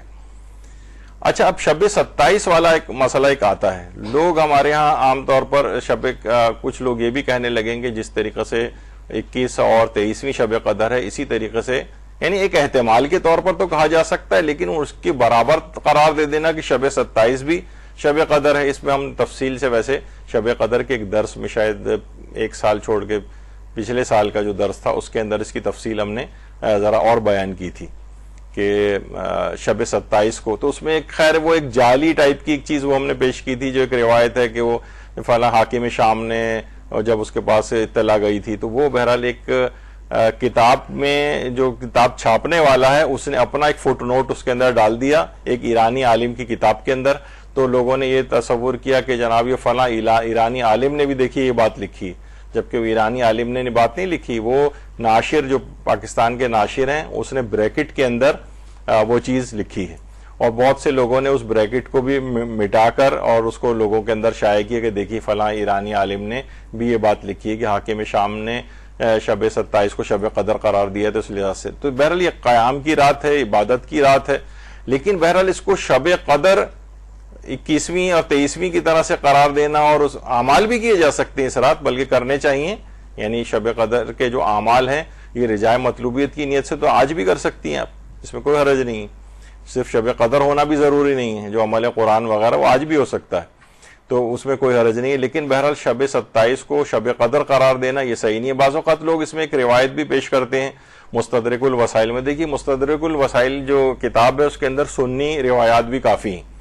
تو اس کے اندر ایک روایت ہے عبادہ بن ثابت سے صامت کہ اس میں جو ہے وہ اس میں شب 27 کو بھی شب قدر کے طور پر تلاش کرنے کا جو حکم دیا گیا، تو پوری بے عین ہی جو مستدرک الوسائل کی جو روایت ہے وہ وہی ہے جو ہمارے برادران اہل سنت کی جو کتابیں ہیں پوری ورڈ بائی ورڈ وہی ہے، یعنی اس کا مطلب ہے کہ اور اس میں کوئی الگ سے کوئی سلسلہ سند وغیرہ بھی جو نہیں ہے، تو بہرحال اس کو ہم اس لحاظ سے اتنی قابل اعتبار نہیں ہے کہ ہم اس کو کہیں کہ شب قدر اس روایت کی بنا پر کہا جائے، کیونکہ ہماری روایت کے اندر یہ شیعہ طریقے سے یہ مروی نہیں ہوئی، ہماری کتاب میں کوئی چیز آ جانا اس بات کی دلیل نہیں ہے، کیونکہ بہت سی ان کی کتابوں سے ہمارے ہاں تو یہ مسند احمد ابن حنبل اور ان جگہوں پہ آئی ہے، تو اس لحاظ سے یہ ہم پر وہ حجت نہیں۔ اس کے علاوہ تحفہ العقول کے نام سے جو کتاب ہے ہمارے ایک شیعہ عالم نے لکھی ہے، تو اس میں حاکم شام معاویہ نے امام حسن علیہ السلام سے مروی ایک روایت جو ہے وہ نقل کی، اللہم صلی علی محمد و آل محمد، جس میں امام نے 23ویں سے لے کر اور 27ویں شب تک جو اس کو تلاش کرنے کے متعلق بات کہی ہے. تو بہرحال اس میں بھی کوئی سلسلہ سند اس کا روایت کا نہیں ہے، اور یہ روایت کا نقل کرنے والا بھی معاویہ ہے بس. تو بہرحال اس لحاظ سے یہ قابل اعتنا نہیں ہے، اور آیت اللہ کوئی بھی تحف العقول کی روایات کو فقہی اعتبار سے کوئی اس کو معیار قرار نہیں دیتے تھے اور اس کو کوئی اوتھینٹک نہیں سمجھتے تھے. تو بہرحال یہ کہ ایک احتمال کے طور پر صرف نقل کیا جا سکتا ہے، لیکن اس کو بالکل 21 اور 23 کے برابر جیسا قرار دے دینا، تو وہ کہ یہ دیکھیے یہ روایات تحف العقول میں آئی ہیں، تحف العقول میں معاویہ سے روایت آئی ہے، اور اس کے علاوہ کوئی اور سلسلہ سند بھی نہیں ہے، اور دوسری روایت بھی وہ ہماری کتب سے نہیں ہے، کتب میں نقل ہو گئی ہے کسی اور، لیکن اہل سنت ہی کی روایت ہے وہ بھی. تو بہرحال اس طرح سے. اچھا، پھر یہی والا مسئلہ کہ کیا جو بعض افراد جو شب 27 رمضان کو جاگ کر گزارتے ہیں اور اس کے اندر جو ہے وہ نماز شب قدر بھی جو ہے وہ پڑھتے ہیں اور دعائے جوشن کبیر اور عمل قرآن جو سر پہ رکھ کر کیا جاتا ہے، تو کیا آقا سیستانی سے پوچھا گیا کہ کیا رجائے مطلوبیت کی نیت سے کیا جا سکتے ہیں تمام اعمال؟ تو بہرحال یہ ہم نے آقا موہری سے ہی پوچھا تھا، تو وہاں سے انہوں نے یہی کہا کہ روایتنا لا تعتبرها لیلۃ القدر. یہ روایات بہرحال جو روایات ہیں یہ شب 27 کے لیلۃ القدر ہونے پر دلالت نہیں کرتی، یعنی اس کے اندر نہیں قرار دیا گیا کہ شب 27 بھی لیلۃ القدر ہے. ٹھیک ہے، رجائے مطلوبیت وغیرہ کی نیت سے اعمال کیے جا سکتے ہیں، وہ ایک الگ مسئلہ ہے، لیکن بہرحال انہوں نے بھی اس کا انکار کیا ہے. تو بہرحال یہ لوگوں میں کانسیپٹ آہستہ آہستہ جو ہے اس طرح سے آ رہا تھا کہ شب 27 بھی ہمیں اس انداز سے ہی عبادت کرنے میں تو حرج نہیں ہے، لیکن اس کو شب قدر کی طرح سے قرار دینا، بہرحال یہ آپ نے دیکھ لیا کہ یہ غلط فہمی ہے اس لحاظ سے. اور اچھا، لوگ اس میں ایک چیز اور بھی پیش کرتے ہیں، کہتے ہیں کہ دیکھیے 27ویں دن کی جو دعا ہے اس کے اندر ہے کہ اے اللہ آج کے دن مجھے شب قدر کا فضل عطا فرما. اس کا مطلب ہے کہ ابھی جو شب 27 گزری ہے ایک رات پہلے، وہ اس کا امکان پایا جاتا ہے اس دعا کی بنا پر، جبکہ صرف دعا یہ والی دعا تو آپ کسی بھی دن کسی بھی وقت بھی مانگ سکتے ہیں. مثلا آج بھی آپ کہہ سکتے ہیں پروردگار مجھے شب قدر کا فضل عطا فرما. اس سے یہ ثابت نہیں ہوتا کہ ایک رات پہلے جو گزری ہے وہ واقعی شب قدر تھی. اور بہت سے اعمال ایسے ہیں جو عام دنوں میں بھی شب قدر کا ثواب دلواتے ہیں. وہ ہم نے اس درسوں میں بیان کیا ہے کہ جو نماز عشاء کو جو ہے وہ جماعت کے ساتھ پڑھے اور جو سورہ قدر کی مثلا تلاوت کرے، اور تو بہت ساری چیزیں ایسی ہیں جن میں شب قدر کا فضل اور ثواب جو ہے وہ عطا کیا جاتا ہے. تو یہ دعا 27ویں دن کی جو دعا ہے اس سے بھی یہ ثابت نہیں ہوتا ہے. اگر اچھا پھر یہ بھی ایک الگ ہے، آج تو شاید اس کا موقع نہیں ہے. بہرحال یہ کہ جو یہ دعائیں جو پڑھی جاتی ہیں، نہیں میرا خیال ہے ابھی میں نہیں بیان کرتا ورنہ بات تفصیلی ہو جائے گی. تو بہرحال یہ کہ اس دعا سے بھی یہ ثابت نہیں ہوتا ہے کہ یہ جو ایک رات پہلے گزری ہے وہ شب قدر تھی. تو یہ غلط فہمی اس لحاظ سے پیش آتی ہے. ایک اور بڑا اس وقت تو سوشل میڈیا کے اوپر ایک بڑا کنٹروورشل ایک مسئلہ کھڑا ہوا ہے. آپ لوگوں سے تو براہ راست اتنا نہیں ہے، عام طور پر علماء حضرات کے اندر ہے کہ 2 مرتبہ نماز عید کی امامت کرنے سے متعلق. تو یہ بھی آپ کی خدمت میں ایک چیز عرض کر دی جائے کہ اس سے پہلے ہم نے یہ والی پوسٹ لگاتے رہے کہ آیت اللہ سیستانی کے نزدیک دوسری نماز کا استحباب ثابت نہیں ہے. یعنی جو اگر ایک پیش امام ایک نماز عید پڑھا دے تو وہ فرماتے ہیں دوسری نماز عید پڑھانے کا ثواب ثابت نہیں ہے، لیکن رجائے مطلوبیت کی نیت سے پڑھا سکتا ہے. اور رہبر معظم فرماتے ہیں کہ عام نماز جماعت میں تو ممکن ہے، لیکن نماز عید کی تکرار میں اشکال ہے. وہ فرماتے ہیں نماز عید دوبارہ جو ہے وہ نہیں پڑھا سکتا، اشکال ہے اس میں. اچھا، اب اس کے اندر ایک مسئلہ یہ ہوا ہے کہ آیت اللہ سیستانی نے اپنے اس مسئلے کو تبدیل کر دیا ہے، اور انہوں نے پہلے تو یہ فرماتے تھے کہ رجائے مطلوبیت کی نیت سے جائز ہے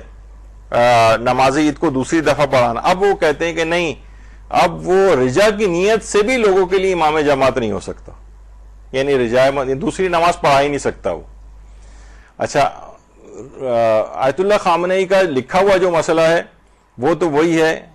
اب اس لحاظ سے آیت اللہ سیستانی کا مسئلہ اب ہم نے نئی پوسٹ اس کی بنا دی، کیونکہ ریسنٹلی وہ مسئلہ غلط نہیں تھا، آقا سیستانی یہی فرماتے تھے، لیکن بعد میں اب ان کا یہ آنے لگا ہے فتویٰ کہ آیت اللہ ان کے نزدیک دوسری جماعت جو پڑھائی جائے گی اس کا استحباب ثابت نہیں، لیکن رجائے مطلوبیت کی نیت سے بھی اب یہ نہیں پڑھائی جا سکتی،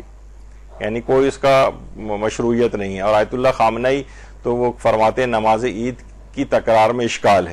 لکھا ہوا ان کا مسئلہ تو یہی ہر جگہ مل رہا ہے. لیکن نجف کے ایک عالم نے وہاں کے جو نجف میں آیت اللہ خامنئی کا دفتر ہے, جب ان سے لکھ کر اس بات کو دریافت کیا تو ان کا یہ کہنا ہے کہ وہاں سے انہوں نے کہا کہ ایک سے زائد دفعہ بھی نماز عید پڑھا سکتا ہے. لیکن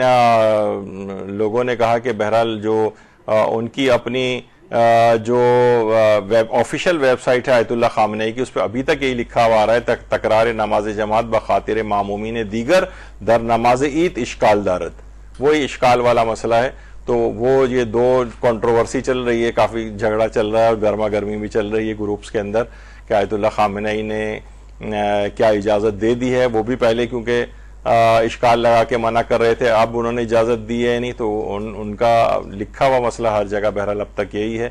تو یہ ایک کنٹروورسی چل رہی تھی, تو میں نے سوچا کہ اس کو بھی ویسے ہی بیان کر دیا جائے. ایک مسئلہ اور بھی لوگ بہت کنفیوز ہوتے ہیں, اور وہ ہے کہ فدیے اور کفارے سادات کو کیا دیے جا سکتے ہیں یا نہیں دیے جا سکتے, یعنی اور شرطیں سب پوری ہوں. مثلا ہم کوئی شخص اپنے روزوں کا فدیہ دینا چاہتا ہے, اپنے روزوں کا کفارہ دینا چاہتا ہے سادات کو, تو سارے مراجع سوائے آیت اللہ وحید خراسانی کے, آیت اللہ وحید خراسانی فرماتے ہیں احتیاط واجب کی بنا پر فدیے اور کفارے وغیرہ جو ہیں یہ بھی غیر سید کو نہ دے. لیکن اس کے علاوہ آیت اللہ سیستانی, آیت اللہ خامنئی, امام خمینی, آیت اللہ خوئی وغیرہ سب کہتے ہیں کہ فدیے اور کفارے بھی سادات کو دیے جا سکتے ہیں, اس میں کوئی حرج نہیں ہے, دے سکتے ہیں. البتہ علماء کہتے ہیں کہ احتیاط مستحب بہتر ہے کہ نہ دیں, یعنی جو اس طرح کے جو واجبات ہیں, لیکن یہ کہ بہرحال دیے جا سکتے ہیں. تو کسی نے اگر ایسا کر کے دے دیا ہو تو وہ ٹھیک ہے, اور کوئی ایسے کیسز آپ کے سامنے آ جائیں جن کو فدیے اور کفارے دینے کا مسئلہ ہو تو وہ دیے جا سکتے ہیں, کوئی حرج نہیں ہے. اچھا ایک چیز اور بھی لوگوں کا ہے کہ حالت روزہ میں لوگ پرفیوم نہیں لگاتے. ایک غلط فہمی بڑی شدت کے ساتھ نوٹ کی گئی. حالانکہ ہم اس کی بہت, جب ہم وہ کہ جو پہلے دن ہی رمضان میں خوشبو لگائے گا اس کی عقل زائل نہیں ہوگی, اور اس کے فوائد نقل کرتے ہیں تو لوگ فوراً چونک جاتے ہیں یہ تو خوشبو تو لگانا جائز ہی نہیں. اچھا وہ کیا چیز پیش کرتے ہیں وہ بھی آگے چل کر آتی. تو بہرحال یہ اتنا بتا دیا جائے کہ روزے دار عطر یا الکوہل والے پرفیوم بھی استعمال کر سکتا ہے. آغا سیستانی کے نزدیک وہ صرف آیت اللہ حافظ بشیر نجفی ہیں جو فرماتے ہیں کہ بہرحال جو الکوہل والے پرفیومز ہیں وہ نجس ہیں. لگا تو سکتے ہیں, بس لباس کو پاک کرنا پڑے گا. آپ کو خوشبو تو اس میں سے آ رہی ہے, خوشبو لگانا مستحب ہے, لیکن الکوہل والی اگر آپ نے لگائی ہے تو اپنے کپڑے کو پاک کرنا پڑے گا, اس میں نماز بھی نہیں پڑھ سکتے ان کے فتوے میں. لیکن آغا سیستانی وغیرہ کے نزدیک اور دیگر مراجع وہ کہتے ہیں کہ اس میں کوئی حرج نہیں ہے. پر تو ایک اور بھی مسئلہ ہے کہ خوشبو خواہ کتنی ہی تیز کیوں نہ ہو, اس کو لگانا یا سونگھنا بھی روزے کو باطل نہیں کرتا ہے, کتنی ہی تیز خوشبو کیوں نہ ہو. تو لوگ اس وجہ سے نہیں لگاتے کہ ہمیں تو روزے میں تو صحیح نہیں ہے, مکروہ ہے, بلکہ لوگ سمجھتے ہیں اس میں. تو اصل مسئلہ یہ ہے کہ حالت روزہ میں خوشبو سونگھنا جائز ہے, اور آغا سیستانی کے نزدیک حالت روزہ میں عطر و پرفیوم اور پھولوں کی خوشبو بھی سونگھنا جائز ہے. البتہ صرف خوشبودار گھاس یعنی خوشبودار جڑی بوٹیاں سونگھنا یہ مکروہ قرار دیا ہے. یعنی جو مکروہ ہے, دیکھیے الفاظ کی اہمیت ہوتی ہے. جب انہوں نے کہا کہ خوشبودار جڑی بوٹیاں, اب کوئی کہے کہ بھئی جو تو پھولوں اور ان سے ہی تو بنتا ہے, وہ نہیں. پھول سونگھنا الگ چیز ہے, اور ایک اس سے اگر کوئی رس نکل گیا ہے اور اس کا کوئی خوشبو بن گئی ہے تو اس کا حکم جو ہے وہ الگ ہو جاتا ہے. اور پھولوں سے متعلق ہم نے آغا سیستانی کے جو استفتاء سیکشن کے سربراہ ان سے بھی پوچھا ہے کہ کیا پھولوں کا سونگھنا حالت روزہ میں آغا سیستانی سے مکروہ قرار دیتے ہیں, تو انہوں نے جواب دیا نہیں, پھولوں کو نہیں, صرف خوشبودار گھاس یا خوشبودار جڑی بوٹیاں جو ہیں ان کو صرف سونگھنا یہ مکروہ ہے, اور پرفیوم وغیرہ یا عطر وغیرہ کو سونگھنا یہ مکروہ نہیں ہے. اچھا اب ایک غلط فہمی یہ بھی ہے کہ لوگ, اور یہ ایک لحاظ سے وہ ہوتا ہے نا کہ مثلا غریب ہے, وہ پیسے مانگ رہا ہوتا ہے, ہم نے کہا ہم تمہیں کھانا کھلا دیں, تو ناراض ہو کے کہتا ہے کہ اس پیسوں کے چکر میں, آپ کے 10 روپے کے چکر میں 3 دفعہ کھانا کھا چکا ہوں میں جب سے. تو بعض اوقات یہ بھی ہوتا ہے کہ بھئی آپ کہیں کہ بھئی فدیے اور کفارے میں ہمیشہ صرف آٹا ہی خالی, لوگ کہتے ہیں کہ بھئی بس ٹھیک ہے آٹے کی اس کی ضرورت ہوگی, اتنے دن تو آدمی رکھ بھی نہیں سکتا, کیڑے پڑ جائیں گے اس کے اندر, لیکن اس کی اور بھی ضرورت ہوتی ہے آٹے کے علاوہ بھی. تو کیا ہم یہ کر سکتے ہیں کہ فدیے اور کفارے میں آٹے کے علاوہ بھی کچھ اور دے دیں؟ تو اس میں یہ ہے کہ مستحق جو ہوتا ہے اس کو کفاروں یا فدیوں میں آٹے کے علاوہ آپ چاول بھی دے سکتے ہیں, آپ اس کو دالیں بھی دے سکتے ہیں، آپ اس کو چھولے بھی دے سکتے ہیں، بیسن بھی دے سکتے ہیں، گوشت بھی دے سکتے ہیں. یہ صرف یہ نہیں کہ صرف آٹا ہی دیا جائے،